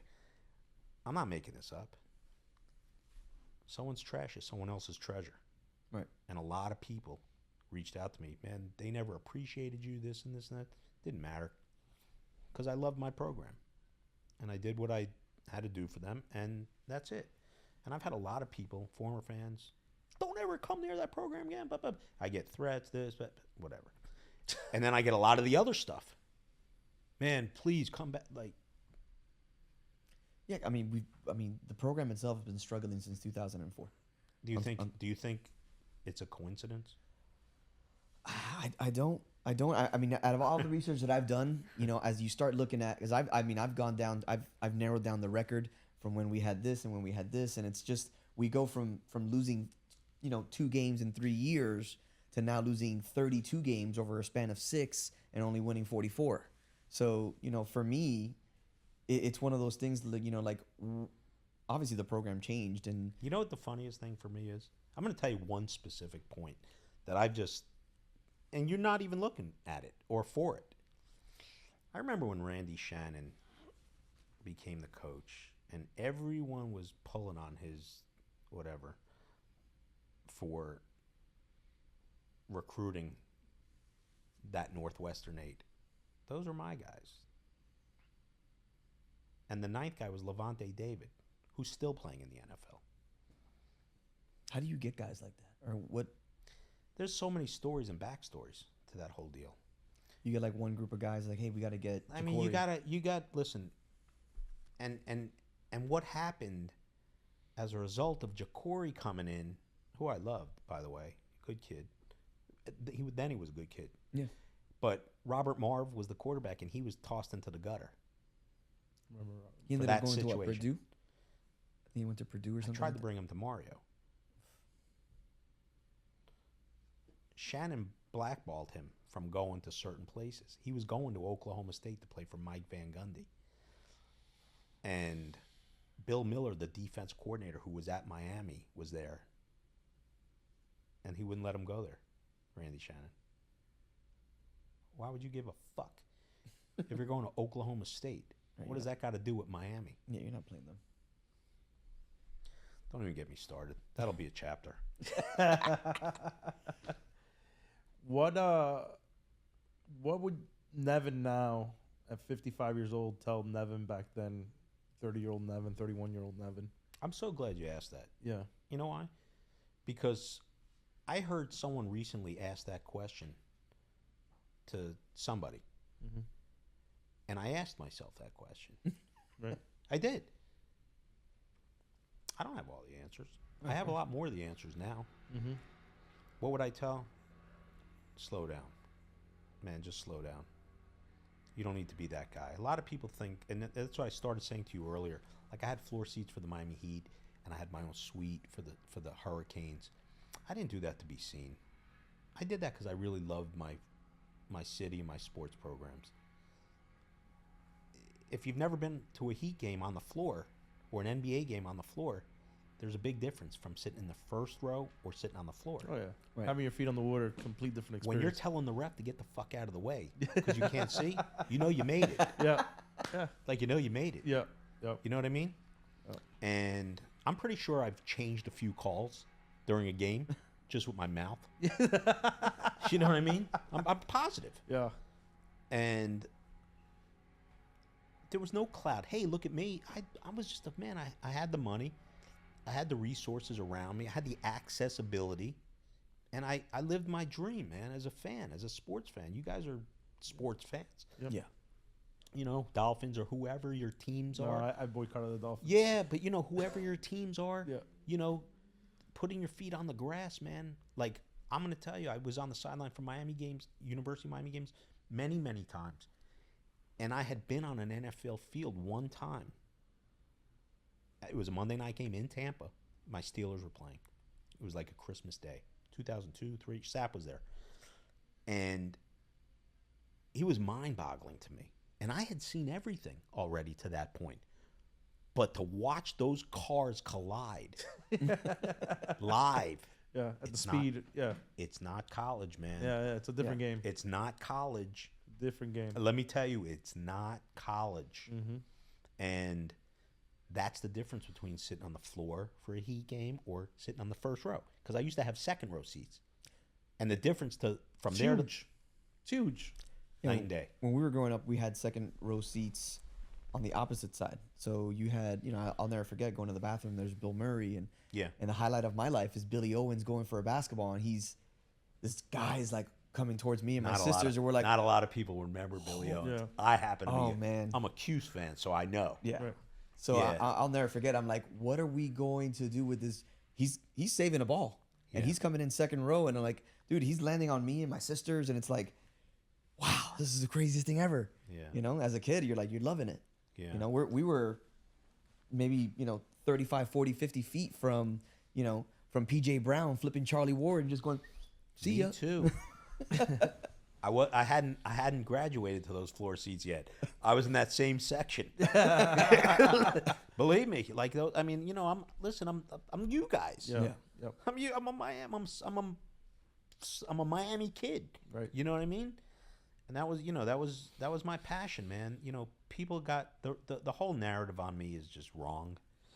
I own what I own, and I have to own what I own. But the narrative is it's just so mislabeled. It believe me, I deserve whatever garbage I get because of the scenario. And honestly, Do the comments bother you? they do. I'm getting better at it. They do because when you just know something's not true. Sure. Right. How do you? It's You know, like when we first started the podcast, I don't mean to cut you off. I would look at the comments. Right? I'm like, holy shit. I would get bothered. yeah. Now I laugh.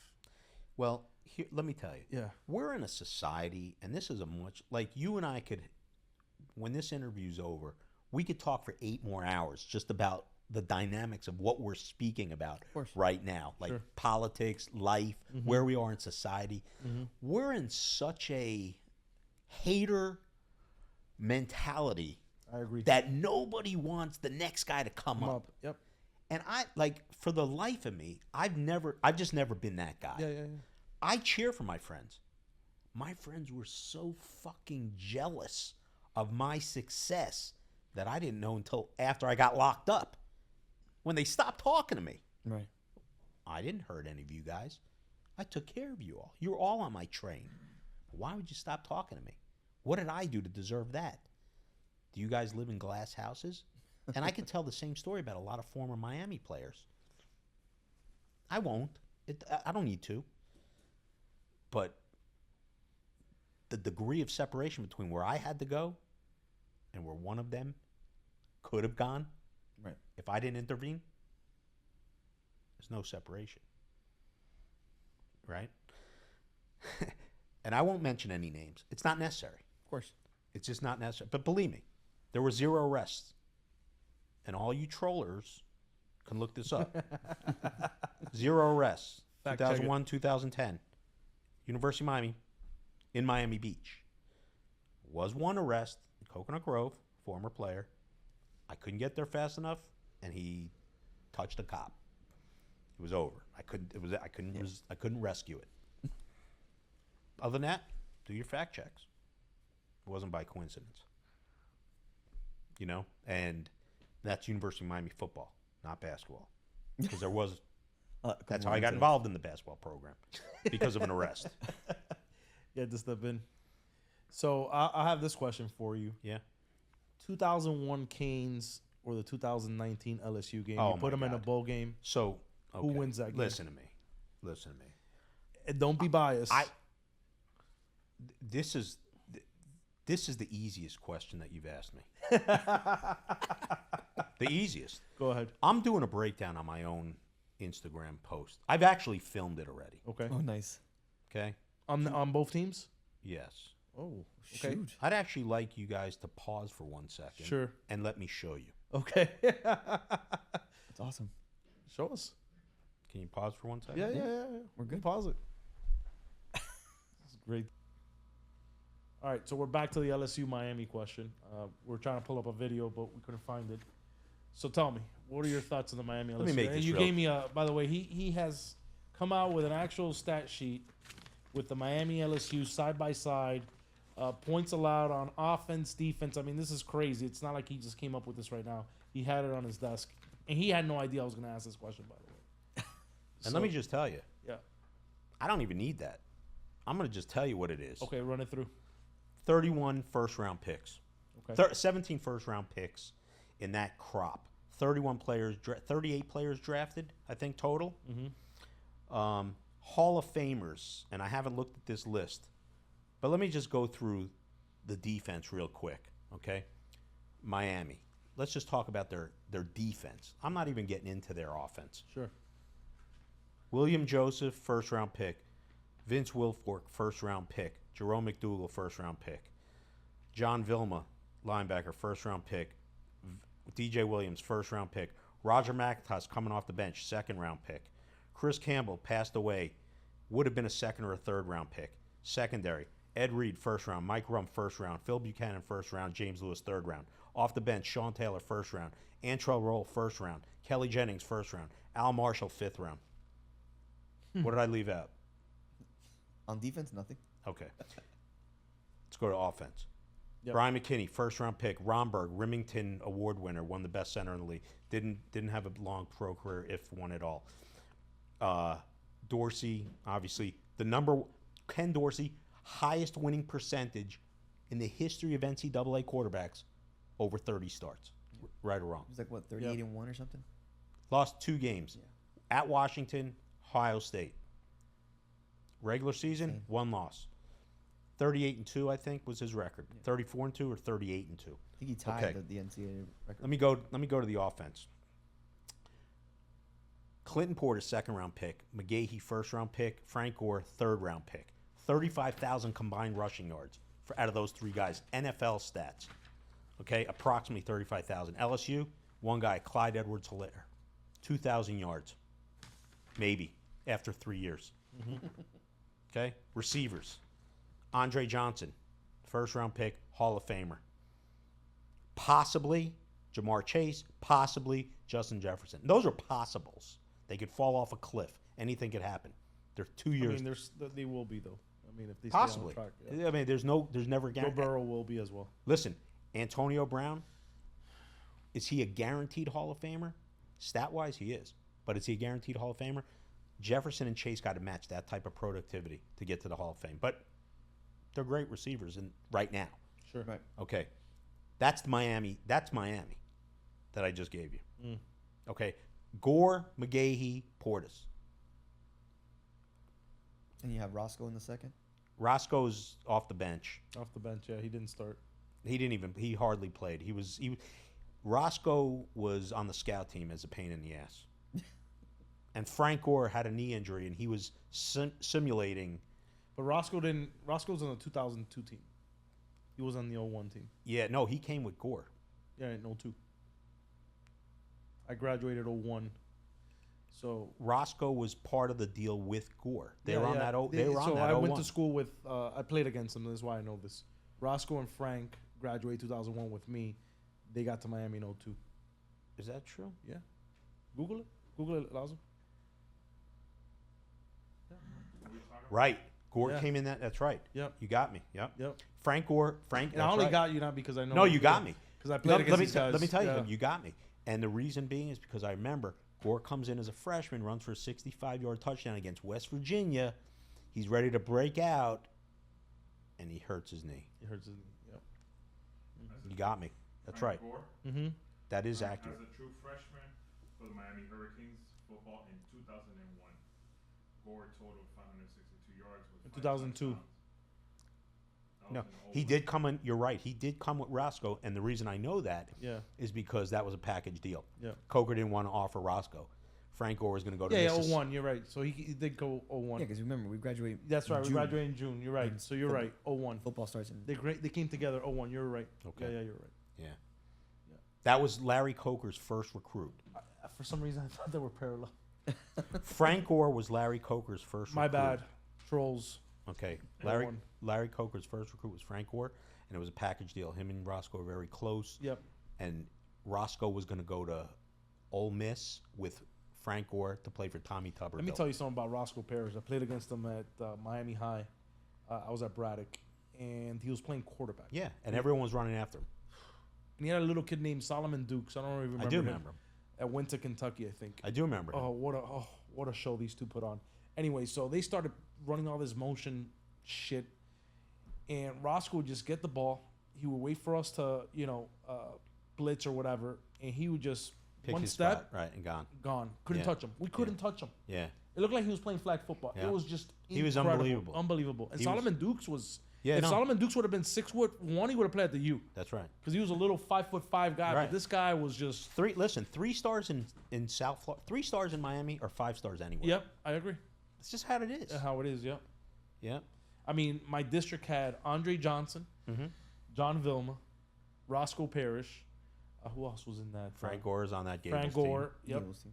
I mean, it was just crazy. Daryl Sharpton on the back right after that. Yep. Coming out of Gables. Yeah, and then we played this kid from lineman from North Miami Beach, tackle. Zev Lemelski. About 6'7". He went to the U. He went to the U. Yeah, forgot his name. I don't think he got much play, but the kid was a monster. Yeah. Yeah. Yeah. If I heard the name, I'd remember. Yeah. Yeah. Yeah, Even people though- don't understand the talent level in Miami back now, but back then, the talent level I was running in high school. Listen, Miami's secondary would fucking lock down those receivers in the worst way possible. Talking about LSU? In the worst way possible. They dragged their asses. They beat the fuck out of them. Man, they beat the fuck out of them. It'd be a, LSU would score some because that offense just doesn't stop. But like the I would rush, think it would be a good game. I would think I would give the edge probably, and I've come out and said that LSU was better. That was just my bias because yeah. I'm the biggest fan of UM. But if I remove Why the don't you emotion guys switch part, seats, man? That's what I'm saying. You know what I'm saying? if I remove the emotion from it, yeah, the 0-1 team was. They probably drag them, better. man. Yeah, Listen, better. we were 10 deep on the defensive line. 10 deep. Yeah. That rotation never stopped. Yeah. And that's why when I see today's Canes with what Mario's got in play, man, they're strong and their depth is there. They're big. They're one recruiting class away from being a real You know who's a problem. freaking stud is that both of them, the two brothers, Mayoga, what's his name? Mayoga. Oh, yeah. Oh, Francis Yeah, and yeah. the brother, the tackle. They are absolute studs. Yeah. These guys are first round picks. Those guys are, listen, Samoans are tough. Yeah, man. Tough dudes, Yeah, man. they are. They just are. Yeah. You know, and the other thing is that Fletcher Damian Martinez combination. excellent. That's Excellent. scary to play. Listen, against. I'm telling you, man, Miami is, they're set up, their recipe, they're set up, man. Yeah. You know, the schedule's going to become more difficult next year. Inevitably, they're going to leave the conference. And so it's going to be a more competitive situation. And, you know, they'll be in that 1-2 I think loss. they're going to be in that FSU position next year. And I don't think they'll be as bad as FSU because they got a lot of guys returning. But what I mean by that is the quarterback situation. Yeah, that's a major drop off. Yeah, it's a big drop off. And Florida State's feeling it from Travis Jordan to DJ Waste. And you know what? And I can't believe what happened. I really can't believe what happened to that kid because I'm really spot on more times than not. Like, people think I'm just some kind of, like, booster, but, like, I really know the game inside out, man. Sure. And I saw DJ, whatever his name is, the Florida State quarterback. DJU. Yeah, DJU. And I saw him when I was inside prison. I was watching him on a late night. I love watching those Friday night high school games. And I happened to be watching a Don Bosco California game. And when I saw him, he looked like a man playing with kids. Oh, yeah, 100%. And I am so shocked at the regression in him. And that's why, for all you parents out there who got kids going next level, it's not only about money. You better make sure it's the right fit. Correct. And program and mentor if you're a quarterback per se. I think his confidence is shaken. Listen, and that's what it is. Yeah. He has all the ability in the world. I thought about that watching that game the other day.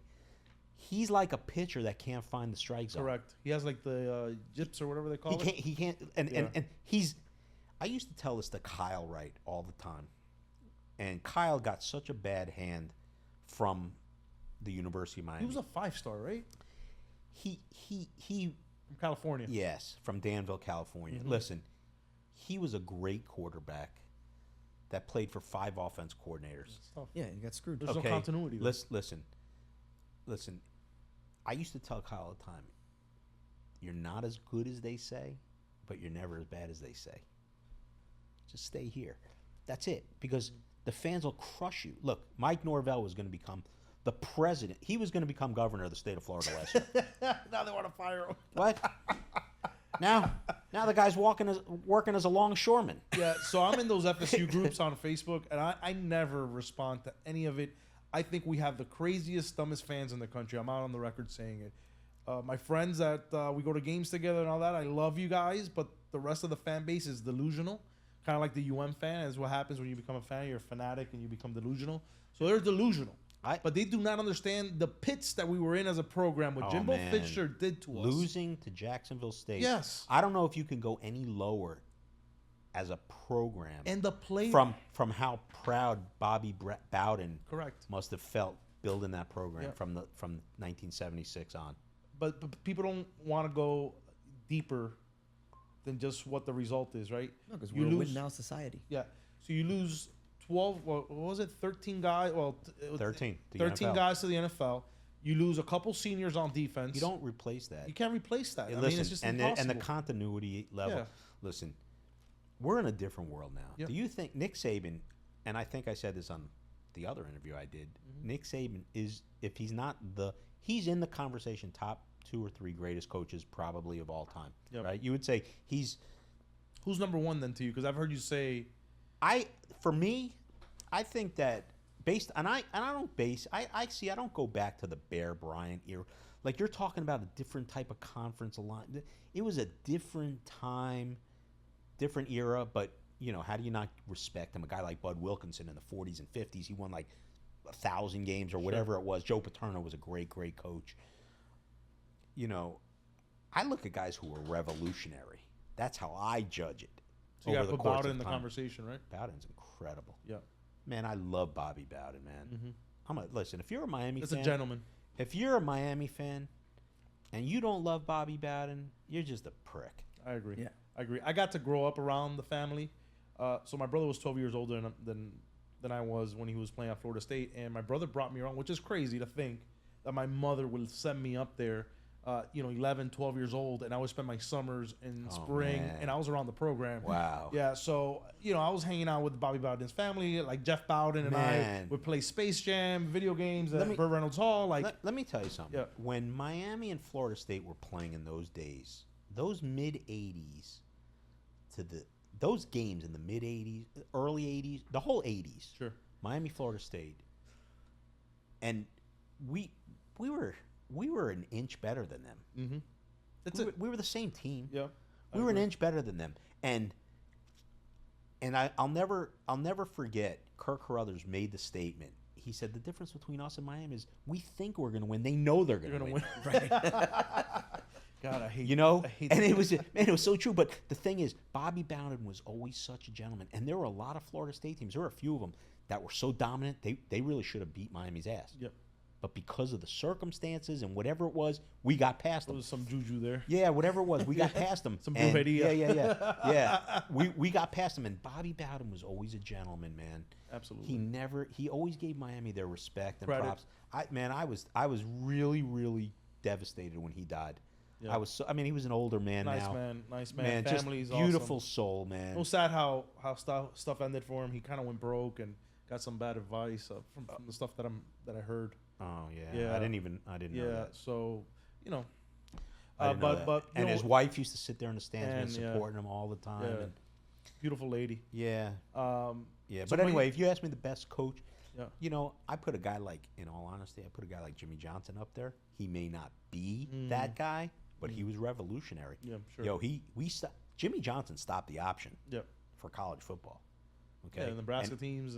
Oklahoma. He put those undersized defensive ends that were linebackers in at defensive end. Right. And He changed the game. He did, man. He changed that speed game. Yeah. So I put a guy like That's Jimmy a good Johnson perspective, there. right? Like we look at the wins and losses of a program. But listen, I think Saban is definitely in the conversation to have the he's up there. consistency that he's had and the run that he made In a he's there. very competitive era. Yeah, and to win at two or three Yeah, different LSU and Bama. LSU and Alabama. So you got to have him up there. But I do agree that you have to look at it. How did they truly impact the game and change it? So yeah, that's a very good point. Yeah, and it maintained. A guy like Erickson came in after him. I mean, Miami had 5 different coaches, 4 different coaches win a championship. Schnellenberg was incredible. Yeah, man, he changed incredible. The whole dynamic. Incredible, right? man. Like Miami's really they're a rock star. They're like a Hell's Angel. Like they're just they're a cult. They are. Man, I took on a cult. Fuck. What was I thinking? So my first memory of college football? Well, I have many, but my first memory, there's 2 that come to mind. My first one ever seeing a game was that wide right 91. Oh, Watching it at home. My brother was a freshman, a couldn't walk-on believe freshman. I couldn't believe we won that. Yeah, 17-16. You remember that? Do I remember? I can tell you how we scored. Yeah. I was Stephen not, McGuire I was, punched it in to give us the lead. Yeah, I was 9 years old. I was 8 years old. Man, I watching had that. so much money on us. We were getting a field goal. I remember that like it was yesterday. So my second memory was 1992. I actually went to the game. My cousin picked me up. We go to the game, and of course we lose again down Mary, wide right. But I remember the mystique of the Orange Bowl. Best. Oh my God, that place would rock. Listen, man, let me tell you something. And this is where, the Miami fans, and I feel them. Yep. Like I know why they hated my guts for so long, or still do. Sure. I feel them, man. I'm them. Yep. Man, I'm them. That place was the biggest shithole of all time, but it was our shithole. Yeah. And we would fuck anyone up in that place. And listen, man, I talk so much shit on that sideline. And the best thing is the cops that were there, the Metro Dade cops, were all guys I went to high school with and grew up with. So they weren't letting shit happen. And I was just, fuck you, you suck, whatever, man. Like, man, I was just abusing these guys on the other team. And they would come over and like, man, you got to get this guy off our sideline. I was, man, The greatest thrill of my life was I went through the tunnel twice, and that was just the greatest thrill for me. Yeah, that's the image I have of you. Man, That just comes to mind. It as you're was running in so- that. I think you had Antrell Roll's jersey on. That was a 6. once, that one time, and then I had McGahee's jersey the other I time. remember that. Man, that was just incredible. Yeah, man. It's incredible. When that smoke's going, you can't see a thing, man. You better just. So these guys told me when I was in there, like, Nev, man, you better hold on to someone. Man, I just remember Coker looking back. Hey, Nev, what are you doing here? Don't worry about me, dog. Keep it going. Keep it moving, dog.